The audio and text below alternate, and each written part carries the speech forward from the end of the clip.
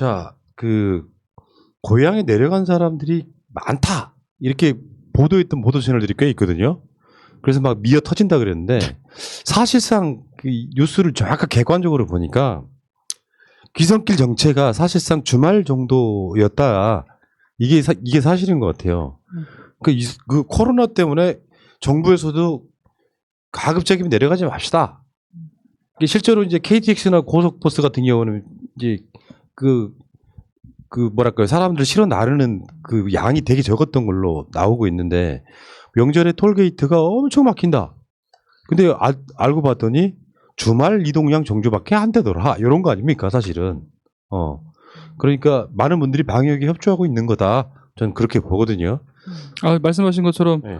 저도 지금 여기 스튜디오까지 올 때 KTX로 이동하고 KTX역까지는 자가용으로 이동했는데 예. 자가용으로 이동할 때는 거의 뭐 평상시 수준으로 그냥 이동 거리였고요. KTX 안도 거의 뭐 이렇게 뭐라고 하죠? 보따리를 들거나 아니면 뭐 그런 사람들은 거의 없었고, 그다음에 제가 올라오는 KTX 예매를 하는데도 불과 2, 3일 전에 예매를 하는데도 올라오는 추석 당일날 올라오는 KTX를 예매할 수 있다는 거는 뭔가 이게 실질적으로는 이동이 많이 없었다 이런 걸 의미하는 것 같고, 보면 역시 이게 대한민국 국민들이 정말 시민의식이 대단하시구나, 성숙한 시민의식을 가지고 그럼요, 있다. 예. 그리고 덧붙여서 이런 성숙한 시민들이 코로나 확산으로 인해서 뭔가 이게 문정부를 공격하고 싶어하는 사람들과 뜻을 같이 하지 않는다. 그쵸, 오히려 그쵸. 문정부의 성공을 바라고 있다라고 생각이 들더라고요. 지금 대한민국 인구 중에 0.03% 정도만 코로나 방해하는 세력이다. 저는 이렇게 봅니다.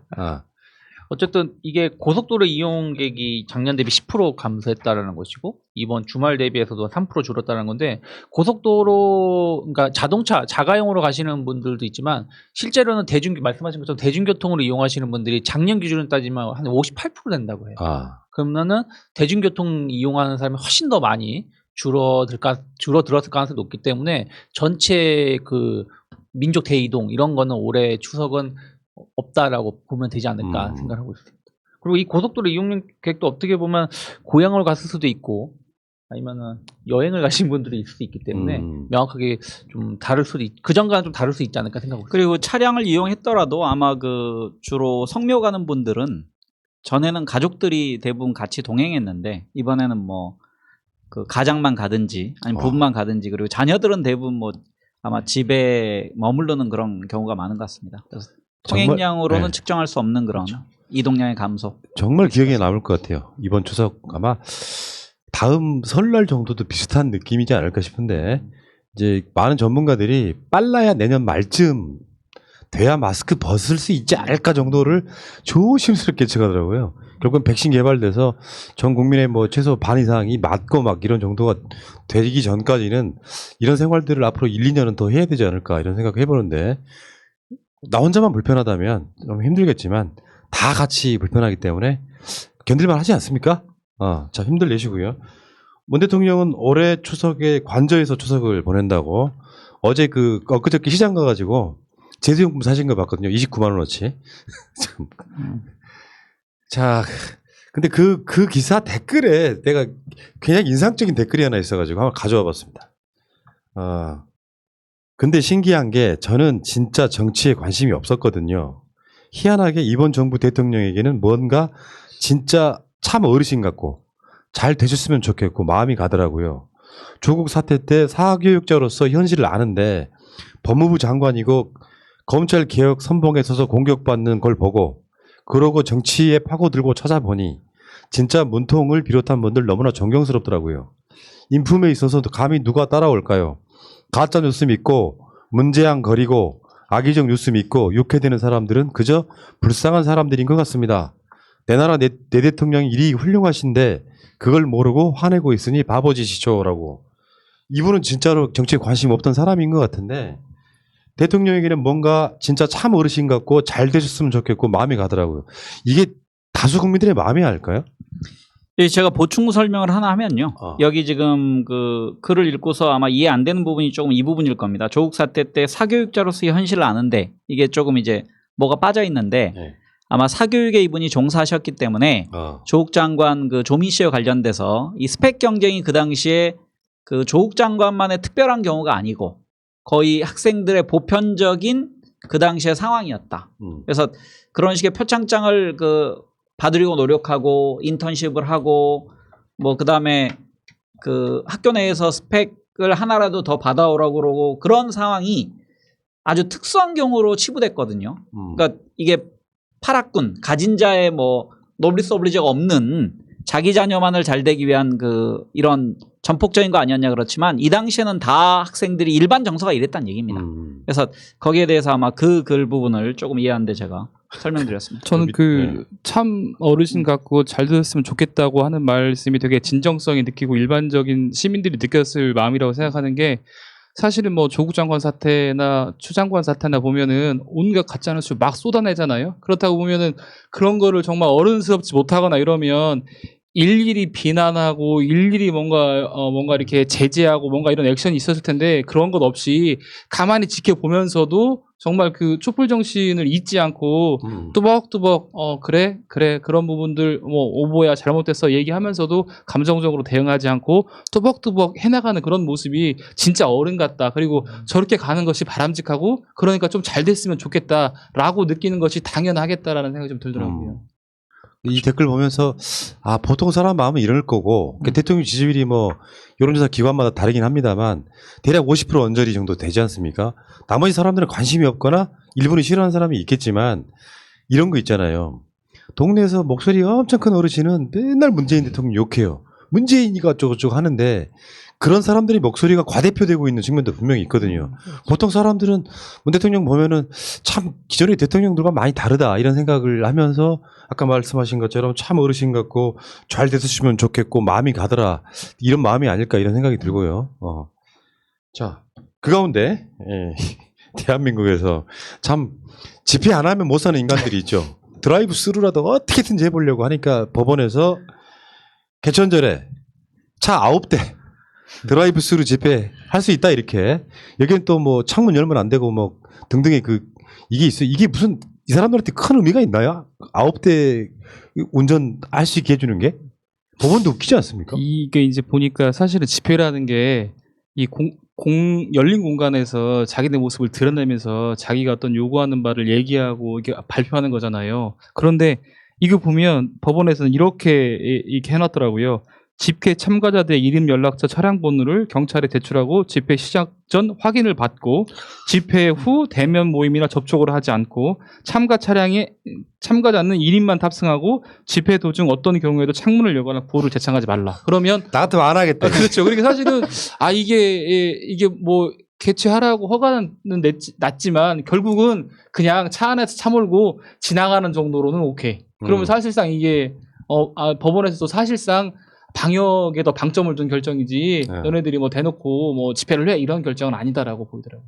또 이 판결 갖고 집회 신고한 놈들이 생겼는데 그랬을 것 같아요. 대단하지 않습니까? 그러니까 저는 이게 그 실효적 측면에서는 전혀 의미가 없는 지금 차량 시위 집회를 허용한 건데 저는 이거를 신고한 쪽과 법원 양쪽이 다 명분을 이번에 얻었다고 생각합니다. 그러니까 신고한 쪽은 어쨌든 우리가 전면 금지되어 있는 시위가 아니고 시위 허용을 법원으로부터 얻어냈다라고 자기들의 성과로 좀 치부할 것 같고 법원은 헌법 정신에 그 부합한 집회와 시위를 보장하는 국가라는 명분을 좀 줄 수 있다. 그러면서도 아까 그 변호사님 말씀하신 것처럼 그 내용을 보면 전혀 시위라고는 믿어지지 않고 그냥 차 타고 지나가는 정도 지나가다가 창문도 못 내릴 정도의 그 강력한 통제를 하기 때문에 이 법원에 서간 내용을 만약에 그 위반하면 경찰이 체증을 할 수 있습니다.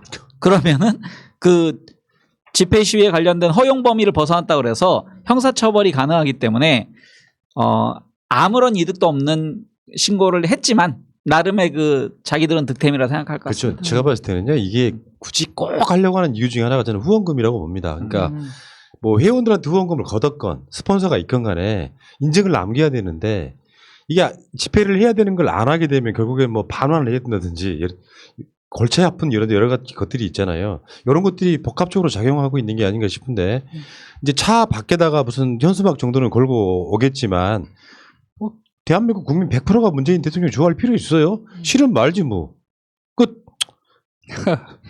자, 그리고 10월 13일부터 마스크를 미착용하면 과태료를 물린다고 해요. 지금까지는 이제 뭐 마스크를 이게 사실상 공고사항이었고 주위의 눈치를 보는 상황이 있었는데 지금은 과태료 마스크 안 쓰다가 걸리면은 위반 시에 관리자나 운영자에게는 300만 원 이하 과태료, 개인한테는 10만 원까지 과태료가 부과될 수 있다. 물론 이제 이거를 막 억지로 하지는 않을 것 같고요. 이게 이제 의무조항이 이렇게 되면서 마스크 안 쓰신 분들은 사실상 거의 없잖아요. 사실 그 지하철 같은 데서 뭐 문재인 어쩌고저쩌고 하면서 일부러 안 쓰시는 어르신들 제외하고 나면 지금 그런 이야기 있잖아요. 집에서나 사무실에서 나오는데 뭔가 시원하다면 마스크 뭐 이렇게 사람들 지금 다 익숙해져 있지 않습니까? 근데 진짜 이게 마스크가 요즘 추석을 보니까 추석 선물로 마스크를 주고받는 경우도 많이 있더라고요. 진짜요? 네, 훌륭하신 분들이네. 그 정도로 일단 마스크 착용이나 이런 거에 대해서는 상당히 공감하고 있는 것 같고 사실은 조금 늦지 않았나 과태료 부과하는 게 이런 생각 들지만 앞으로 이제 이런 식의 어떤 코로나19 같은 이런 식의 감염병이 앞으로 더 발생할 거라고 생각을 하면 조금 늦은 감이 있을 수도 있는데 그래도 과태료 부과 정도는 고민해서 시행하는 것이 바람직할 것 같다는 생각이 들더라고요. 이번에 어찌됐든 그 8.9로 개정된 감염병 법률이 이제 몇 개 있잖아요. 그 중에 이제 마스크 위험 시설 같은 데에서 마스크를 착용을 의무화하는 것이고, 그리고 이제 그 질병 관리자가 그 관리청장뿐 아니라 시도지사도 환자나 접촉자 동선을 좀 공개할 수 있게끔 되어 있고, 좀 관심이 있었던 게 자가치료. 그러니까 우리가 이제 확진자가 늘어나게 되면 제일 걱정하는 게 이제 치료 시설이 부족하다 보니까 그런 부분들에 대해서 좀 문제가 있을 수 있다는 걱정을 했는데 이제 특별한 자가치료도 가능하게끔 중증 환자도 본인이 원한다라면 아니면 일정 요건이 되면 집에서 치료할 수 있게끔 바뀌었다는 부분들도 좀 네. 저는 뭐 좋다 생각하고 있고, 그러면 이제 또 소위 극우 보수들은 이제 지난번 같은 경우는 이제 집중 치료를 해주니까 자기 집에 가겠다고 했는데, 만약에 이렇게 되면 이 사람들이 집에 가겠다고 그럴지 아니면은 병원에서 치료해달라고 할지 좀 그게 궁금하고, 또 이제 이제 연말이죠. 12월 29일부터는 또 감염 위험 시설은 아예 이제 일정 기간 동안 운영 아예 못하게끔 할 수 있게끔 한 것들이 좀 주목할 만한 내용이 아닌가 생각하고 있습니다. 그러니까 일상생활에서요 마스크 잘들 쓰시고요. 저 같은 경우는 새벽에 퇴근할 때 마스크 안 쓰고 가요. 들고만 가. 길거리 아무도 없으니까 이건 상관없는데 진짜 중요한 게 커피숍. 내가 어제도 그런 거 봤거든요. 커피숍에서 공부하는 학생들은 마스크 쓰고 합니다. 근데 아주머니 3명이 다 공부하고 있는데 마스크 다 벗고 계속 떠들고 놀고 계시더라고. 커피를 다 마셨으면 마스크 쓰고 이야기해주는 정도의 매너는 좀 갖춰야 될 것 같습니다. 그러니까 우리가 대화할 때 이 침이 뭐 1, 2m만 갈 것 같은데 그게 7m까지 이 침이 튄다고 연결과 나왔거든요. 그러니까 우리가 생각하는 것 이상으로 제가 보기에 그러면 우리 방식으로 이 상을 놓고서 식사했으면 그 상에는 실은 우리 침으로 번복이 됐던 겁니다. 그러니까 우리도 모르게 밥을 같이 먹는다는 건 그렇게 친밀한 거였습니다. 그래서 갑자기 웃음이 나오네. 우리 황 작가님이요 식사할 때 굉장히 깔끔하신 분이에요. 그러니까 이게 덜어 먹지 않으면은 화를 내요.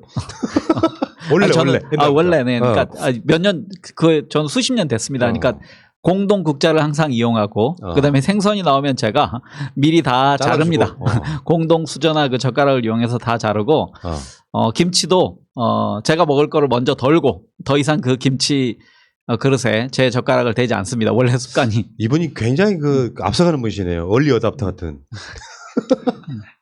제가 뒤에 나오겠지만 지난주에 여기 국정원과 통전부가 그 전통을 주고받는 그런 핫라인이 있다라고 말씀드렸지 않습니까? 네. 추론이라고 그러면서. 알겠습니다. 그렇게 앞서가는 사람입니다. 알겠습니다. 훌륭하세요. 네. 자, 일단 어쨌건 코로나 방역 이야기는 여기까지.